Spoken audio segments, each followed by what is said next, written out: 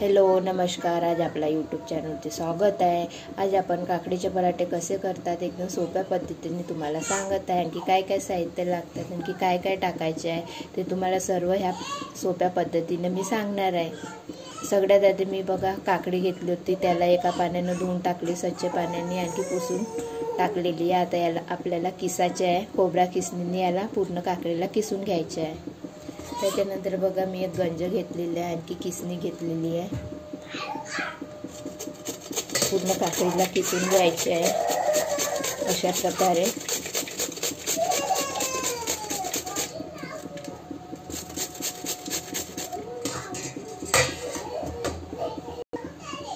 बघा पूर्ण काकडी किसून तयार झालेली आहे. काकडी किसल्यानंतर बघा मी एक मोठी कटोरी मी कणिक टाकणार आहे. नुसतं आपल्याला कणिकच नाही टाकणार आहे. आता मी तुम्हाला काय सांगते, काकडीत काय काय टाकायचं ते टाकायचं, कारण की काकडी छान बनतात पण आणखी खायला पण छान टेस्टी लागतात.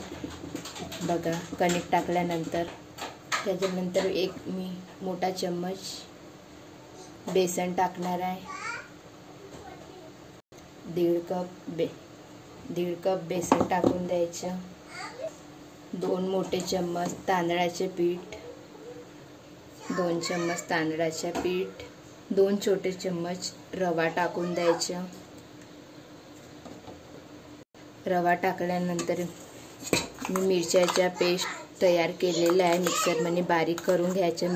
मिरच्याचा पेस्ट काकडी टाकायला आणखी मिरच्याचा पेस्ट याच्यात टाकून द्यायचं. छान बारीक करून घ्यायचं.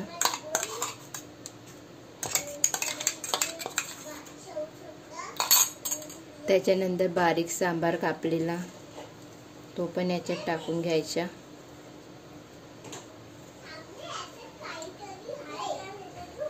बघा मिरच्याचा पेस्ट वाटलेला होता, त्याच्यात मी पाणी टाकून धुवून टाकून दिलेलं आहे. अर्धा चम्मच हळद पावडर टाकणार आहे. स्वादानुसार मीठ. सर्व टाकल्यानंतर दही टाकायचं 2 वाटी, कारण की पराठ्याला छान खट्टा पण येते. सर्व टाकल्यानंतर याला मिक्स करून घ्यायचे हाताने. दही टाकल्यानंतर पराठ्याला छान खट्टा पण येते, आणखी खायलाही खूप छान लागतात पराठे. याच्यात पाणी यात टाकून घ्यायचं. बघा अशा प्रकारे पूर्ण मिक्स करून घ्यायचे. पाणी टाकत जायचे आणि मिक्स करून घ्यायचं.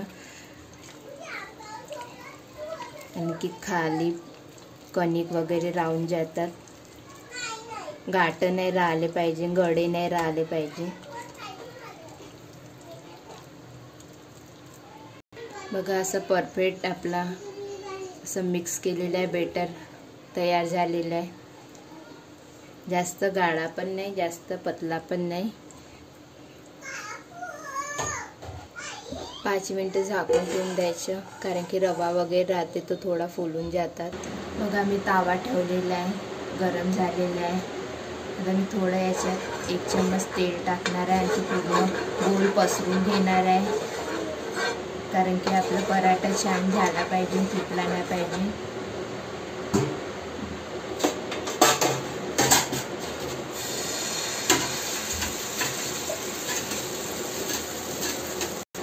याला आता पूर्ण गोल छान याला फैलून घ्यायचे आहे.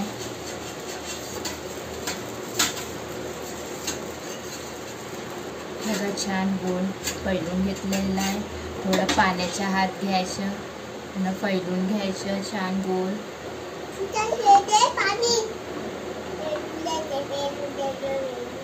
गोल छान तेल टाकून द्यायचं. थोडंसं पराठ्यावर पण तेल टाकायचे आहे. याला होऊ द्यायचे आहे. बघा आता पलटून घ्यायचे आहे पराठ्याला.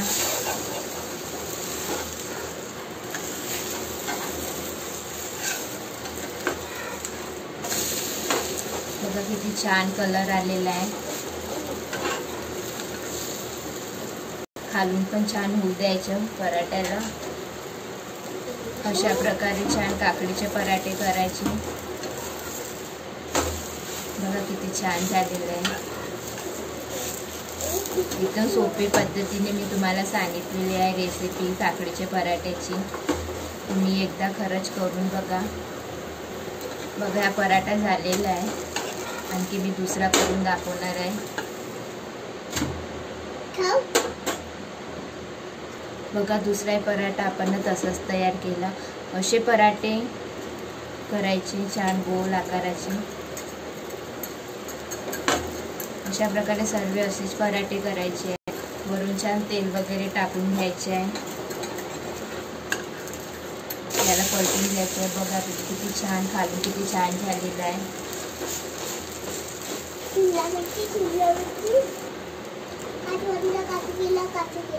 अशा प्रकारे पूर्ण पराठे आपल्याला तयार करायचे. हाही पराठा आपला झालेला आहे. बघा अशा प्रकारे पराठे करायचे काकडीचे.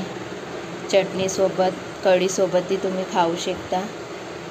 ही मिरच्याची चटणी आहे. मी रेसिपी टाकलेली आहे मिरच्याची चटणीची. तुम्ही पाहू शकता. आणखी बनवून तुम्ही पराठ्यासोबत खाऊ शकता. अशा प्रकारे पराठे करायचे. बघा किती छान झालेलं आहे नरम. तुम्ही पाहू शकता. असे परफेक्ट पराठे छान पतले पातळ करायचे. माझी रेसिपी आवडली असेल तर मला कमेंट करा, लाईक करा. Okay bye.